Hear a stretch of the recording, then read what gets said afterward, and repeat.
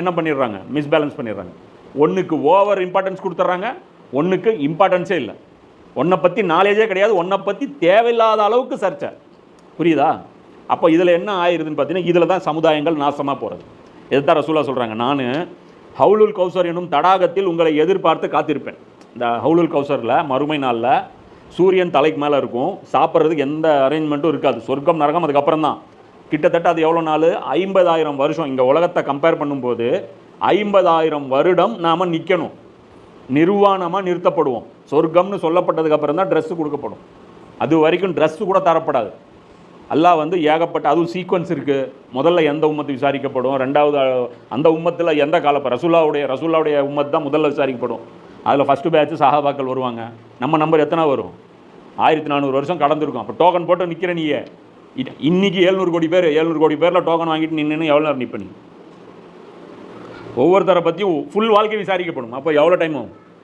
அல்லாஹ் தான் விசாரிக்க போகிறான், ஆள்லாம் வச்சு கிடையாது. 4-5 கவுண்டர் வச்சு இந்த 10 பேர் பார்ப்பாங்க, இங்கே 5 பேர் பார்ப்பாங்கல்ல, ஒரே கவுண்டர் தான். அல்லாஹ் தான் டீல் பண்ண போகிறான்.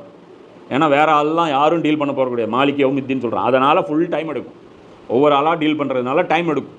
அப்போது அந்த நாளில் ஒரே அந்த இருக்கக்கூடிய ஒரே ஃபுட் ஐட்டம் இது. இந்த ஒரு பார்க்குக்கு போகிறோம், ஒரு மாநாட்டுக்கு போகிறோம், அங்கே போனால் ஒரே ஒரு ஸ்டால் தான் இருக்கும், ஹவுலுல் கௌசருடைய ஸ்டாலு. அந்த ஸ்டாலில் ரசூல்லா தண்ணி வச்சுட்டு இருப்பாங்க. அந்த டம்ளர் ஒரு டம்ளர் தண்ணி குடித்தா 50,000 வருஷத்துக்கு பசிக்காது, தாகமும் எடுக்காது. இது ஒன்று தான் சோர்ஸு. முதல்ல இதுதான் நடக்கும், அதுக்கப்புறம் தான் விசாரணை. முதல்ல ஹவுலுல் கௌசர் தான் ஃபஸ்ட்டு சீனே இதுதான். அந்த இடத்துல ரசூலா நின்றுருப்பாங்க. அப்போ ரசூலா சொல்கிறாங்க, நான் காத்துட்ருப்பேன், யார் என்னை கடந்து செல்கிறாரோ அவர் அதனை அருந்துவார், யார் அதனை அருந்துகிறாரோ அவருக்கு ஒருபோதும் தாகம் ஏற்படாது. என்னிடம் சில கூட்டத்தினர் வருவார்கள், அவர்களை நானும் அறிவேன், அவர்களும் என்னை அறிவார்கள். அப்போனா நபி ஸல்லல்லாஹு அலைஹி வஸல்லம் அவர்களுடைய காலத்தில் வாழ்ந்தவர்கள். அவங்கள பார்த்தா சொல்லுவாங்க, அட நீயா அப்துல்லா, நீயாப்பா, அந்த வீட்டில் இருந்தியே, 5ஆவது வீட்டில் இருந்தியே, நீ தானே அப்படிங்கிற மாதிரி தெரியும். அவர்களும் என்னை அறிவார்கள். பின்னர் எனக்கும் அவர்களுக்கும் இடையே திரையிடப்படும். நடுவில் ஒரு ஸ்க்ரீன் போட்டுருவான் அல்லாஹ். அவர்கள் என்னை சேர்ந்தவர்கள் என்று நான் கூறுவேன். யாரெல்லாம் அவங்க என்னுடைய தோழர்கள், என் கூட இருந்த என் காலத்தில் அவங்க முஸ்லீமானாங்க, எதுக்கு அந்த ஸ்க்ரீன் அவங்கள போட்டு தடுக்கிற அப்படின்னு கேட்பாங்க. அப்போ அவங்க சொல்லுவாங்க, உமக்கு பின்னால் அவர்கள் எதையெல்லாம் புதிதாக உருவாக்கி விட்டனர் என்பது உமக்கு தெரியாது என்று கூறப்படும்.